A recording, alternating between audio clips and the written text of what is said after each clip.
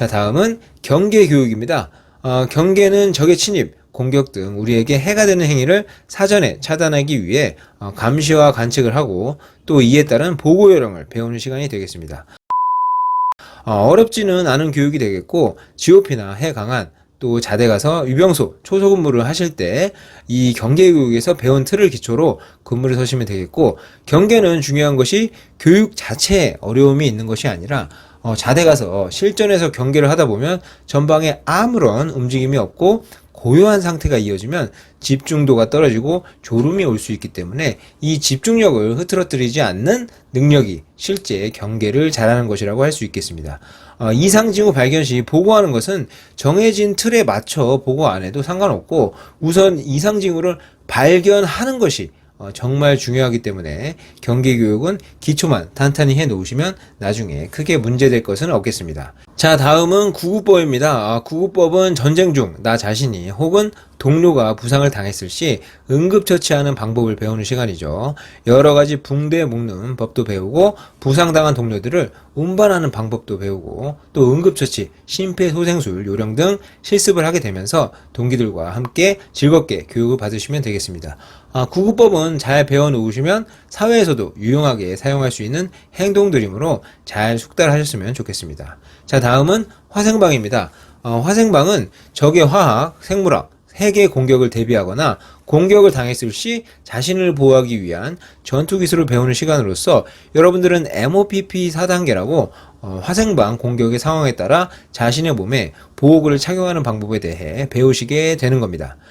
몸에 착용하는 보호구는 다들 아시는 방독면이 있고 이외 보호의, 보호장갑, 전투화 덮개 이렇게 이루어져 있는데 이 모든 것들을 4분 안에 착용을 하셔야 됩니다. 참고로 방독면은 9초 내로 착용을 해야 되고요. 안 해보신 분들은 뭐 빨리 옷 입는데 4분이나 걸리냐 라고 생각하실 수 있는데 처음 해보시는 분들은 절대 4분 안에 착용하시는 분들 아무도 없을 겁니다. 그만큼 화생방 가스가 몸 안에 침투하지 않도록 이제 견고하게 입어야 되겠고 이제 숙달을 많이 하셔야 됩니다. 그리고 이 화생방 교육의 꽃은 가스 실습이죠. 지독한 가스가 터져 있는 실습실에 들어가서 가스를 체험하고 나오는 시간인데요. 지금 현재 시기는 코로나로 생략을 하는 부대들도 있지만 정상 환원이 되면 실습실에 들어가시게 될 테니까 마음의 준비를 좀 단단히 하시고 이제 화생방 교육은 임하시는 게 좋겠습니다. 저는 예전에 화생방 교육을 받고 나서 가스 실습을 하느니 유격을 10번을 받겠다라는 생각이 들 정도로 실습실 안에서는 매우 괴로웠습니다. 이제는 실습실 안에 들어가도 이제 옛날같이 방독면을 완전히 벗지는 않는다고 하고 정화통만 뺐다가 다시 채울 것이기 때문에 너무 긴장은 또 안 하셔도 되겠습니다. 자, 다음은 수류탄입니다. 수류탄은 개인 살상 무기 중 엄청난 무기라는 것을 다들 알고 계시죠. 이 훈련소 때 이외에는 자대에 가셔서도 실제 수류탄을 던질 일은 거의 없으실 겁니다. 그래서 수류탄도 절대 어렵지 않은 교육이고 교관, 조교들 말에 따라 던지는 자세 잘 배우시고 이제 연습용 수류탄 잘 던지시면 되는데 이제 문제는 실제 수류탄 던지는 실습을 할 때죠. 모든 훈련병들이 한 번씩 던지게 되는데 이때 보통 인원들보다 굉장한 공포감을 느끼는 훈련병들이 가끔 있습니다. 이 수류탄이 터질지 모른다는 공포감에 너무 심취하는 훈련병들이 가끔 있어서 가끔 수류탄 폭발 사고가 나는 건데요. 실제 수류탄도 안전핀 뽑지 않고 수류탄 말아진 손 던지기 전에 절대 풀지 않으면 절대 터지지 않으니 모든 입대 예정자 훈련병 분들은 절대 긴장 안 하셔도 되겠습니다. 혹시나 공포감이 너무 큰 분들은 못 던지겠다 하시면 억지로 던지게 하지 않으니까 못 던질 것 같은 분들은 못 던지겠다고 교관에게 얘기하시면 됩니다. 그리고 던지시는 분들은 앞에 설치되어 있는 적 타겟에 보통 던지게 될 텐데 이제 힘껏 야구하듯이 잘 던지기만 하고 오시면 됩니다.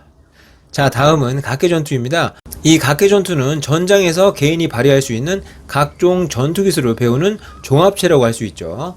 각 교육기관들의 이제 영상들을 한 번쯤은 보셨는지 모르겠지만 10명 정도 되는 분대가 철조망, 은폐물, 엄폐물 등 중간중간에 각종 장애물들을 극복하면서 고지를 탈환하는 훈련을 하는 것을 보신 분들도 있으실 겁니다. 동기들과 함께 와 하면서 돌격도 하고 바닥에 포복도 하고 또 군용 텐트를 치고 하루 수경도 하고 자대에서나 실제 전쟁 시 행해질 수 있는 행위들을 복합적으로 실습한다고 보시면 되는데요.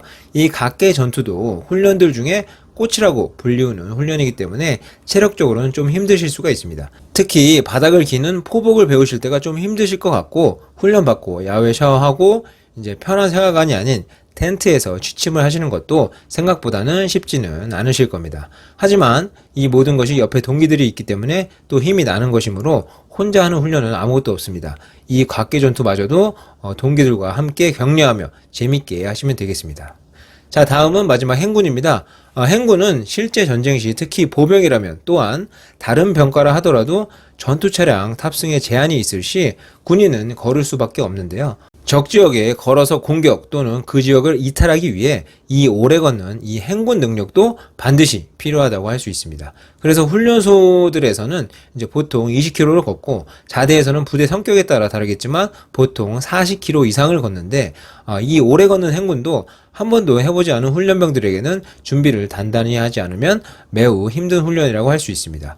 훈련에 꽂힌 훈련이 3개가 있죠. 사격, 각계전투, 행군인데요. 그 중에 가장 피날레를 장식하는 훈련이라고 할 수 있고, 20kg의 군장을 메고 하는 훈련이기 때문에 행군 시 어깨 아프고 발바닥 아프고 무릎 아프고 온몸의 각종 부위가 걷다 보면 다 아프실 겁니다. 그래서 특히나 어깨와 발바닥에는 보호 조치를 하고 출발하시는 것이 좋겠고요. 어깨에는 푹신한 패드를 대거나 이제 발바닥에는 하얀색 반창고를 붙이고 출발하는 것이 물집이 생기는 것을 방지할 수 있겠습니다. 행군도 매우 힘들지만 앞뒤 옆으로 함께 걷는 동기들이 있기 때문에 최대한 즐겁게 군가도 부르며 잘 견뎌내시길 바라고요. 분명 모든 훈련 다 잘 견뎌내실 거고, 모든 분들 행군까지 다 잘 마치고 수료 잘 하실 거라 믿어 의심치 않습니다. 자, 이렇게 오늘은 훈련소 신교대 훈련들에 대한 노하우, 유의할 점, 마음가짐에 대해 간단하게 말씀드려 봤는데요. 하고 싶은 말들은 더 많지만 최대한 제가 생각하는 요점 위주로만 말씀드려 보았습니다. 입대 전 잘 참고하셨으면 좋겠고요. 입대 예정자분들께서는 조심해서 건강히 잘 다녀오시길 바라겠습니다. 그럼 오늘 영상은 여기서 줄이도록 하고요. 영상 끝까지 시청해주셔서 감사합니다. 구독, 좋아요, 알림 설정도 잊지 말아주시고요. 다음 시간에 또 도움이 되는 영상으로 찾아뵙겠습니다. 감사합니다. 시케!